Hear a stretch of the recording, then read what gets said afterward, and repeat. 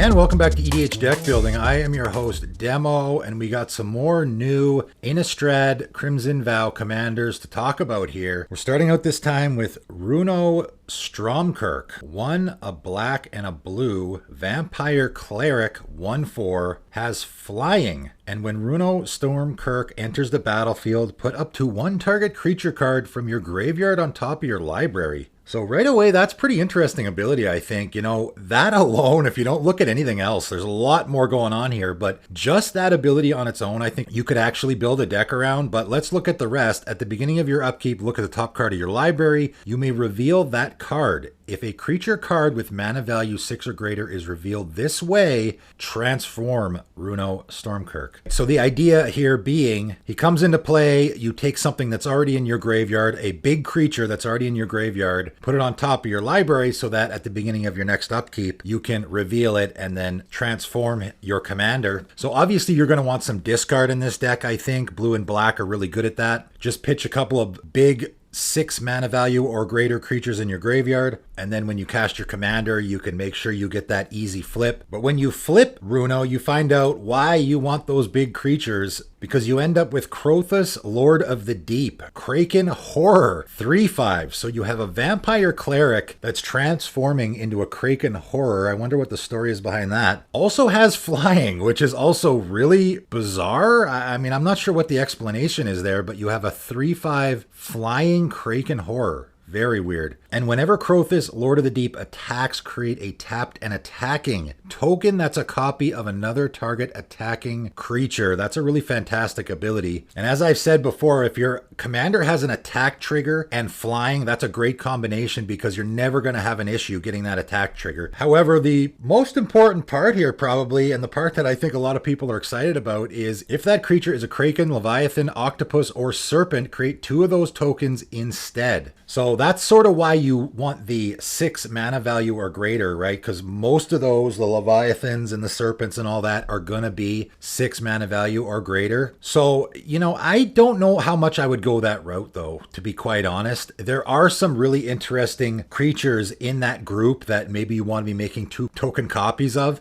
But just I attack with my commander and get a copy of another attacking creature is also fantastic. You just think about a card like a Baleful Strix in a deck like this.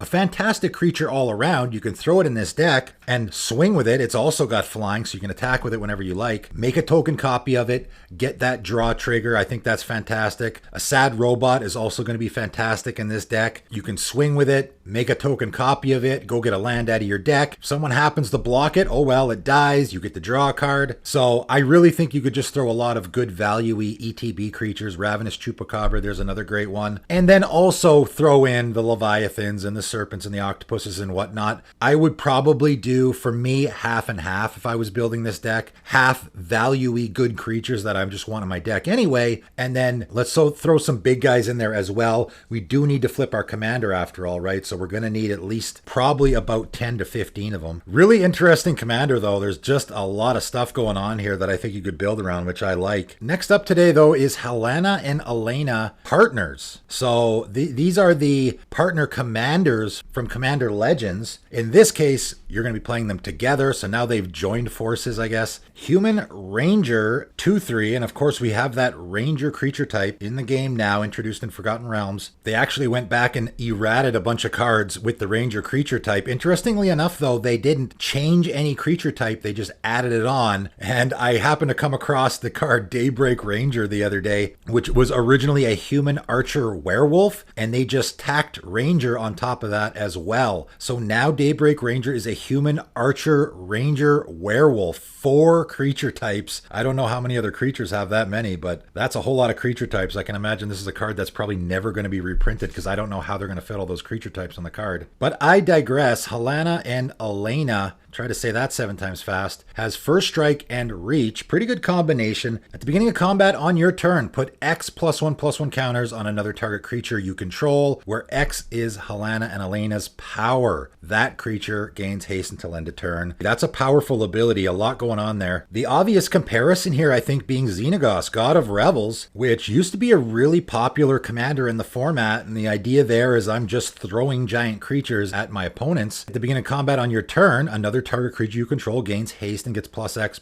until end of turn, where X is that creature's power. So very similar. I guess you probably would build the decks in very similar ways because of that. Like I'm just hurling giant creatures at my opponents, putting creatures in this deck that I want to be attacking with right away because I can give them haste, putting creatures in here that I want to be putting +1/+1 counters on as well, though. That's the big difference here, I think, is you're in a +1/+1 counters theme also. So I definitely would throw some creatures in here that want +1/+1 counters on them. Incubation Druid is an interesting one, right? Taps to add 1 mana of any type that a land you control could produce. If it has a +1/+1 counter on it, though, you add 3 mana of that type. So what you can do, you can throw your Incubation Druid in play on your first main phase. Your commander will trigger on your combat. You put 2 +1/+1 counters on your Incubation Druid and it gets haste so that on your second main phase, you can now immediately tap it for 3 mana. So that's a pretty good include there. Also, of course, this is +1/+1 counters equal to their power. So probably want to put a few things in here that are increasing power. That's definitely an easy include, especially because we got first strike and reach. Increasing your commander's power when it has first strike is always going to be really good. Is it better than Xenagos? I don't know. Definitely having those indestructible enchantment commanders is great because it's so difficult to get them off the board as long as they don't become a creature. Helena and Elena, obviously a lot more easy to remove. For me, though, I think Helena and Elena is a little more fun and interesting because you're also doing the +1/+1 counters thing. So there is a few different ways you can go with it. Next up is Angie, Maid of Dishonor. 2, a black and a red vampire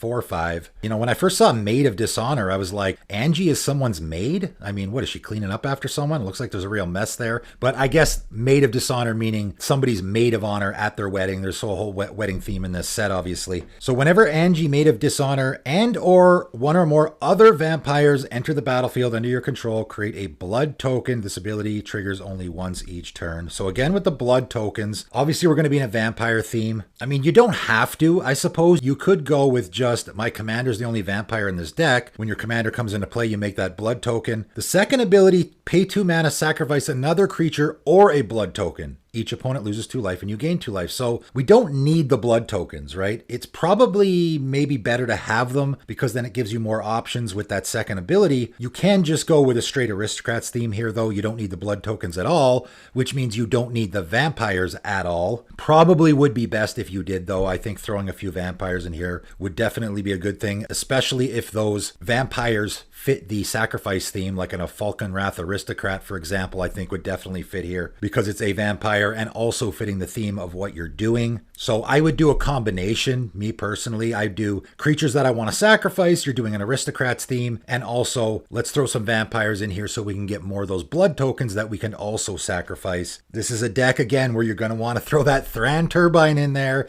and that Braid of Fire. You know, I mention those cards all the time. If you're in a deck where you need lots of free mana to be activating abilities all the time, I would definitely throw those 2 cards in here. But ultimately, I think you're just in a aristocrats theme. I mean, that's what your commander's doing. Each opponent loses 2 life and you gain 2 life. That is textbook aristocrats, right? You basically have a blood artist on your commander, except your commander is also the sack outlet. So put some creatures in here you want to sacrifice, maybe put some other blood artist effects in here, put some other sacrifice effects in here. I think this is definitely an easy build around, no question. And lastly today, Geralf, Visionary Stitcher. 2 and a blue, human wizard, 1/4. Zombies you control have flying. And you can pay 1 blue and tap, sacrifice another non-token creature, create an XX blue zombie creature token where X is the sacrifice creature's toughness. Very interesting. I really like that art there too as well. You know, this is so funny. I literally just made one of my patrons exit it a patron deck tech that was mono blue zombies. I just posted it on my Patreon a couple of days ago, so kind of funny, kind of ironic. I actually used the other Geralf. I did a little bit more of a mill theme there because your commander is milling. I suppose you could swap out commanders, but those 2 commanders, I don't think you would build the deck the same way. I'm looking at Geralf Visionary Stitcher and I'm thinking that ability, you want to sacrifice a non-token creature and you're going to create a zombie and it's equal to that creature's toughness. toughness. I think a very interesting, funny way to build this deck is with walls. You just think of a card like a Wall of Junk, for example, right? 2 mana artifact creature, has Defender, of course. When it blocks, you return it to owner's hand at the end of combat. I mean, who cares? We're just going to sacrifice it, right? So now this is a 2 mana creature that's going to sit there, and we can sacrifice it, and you're going to make a zombie token equal to its toughness.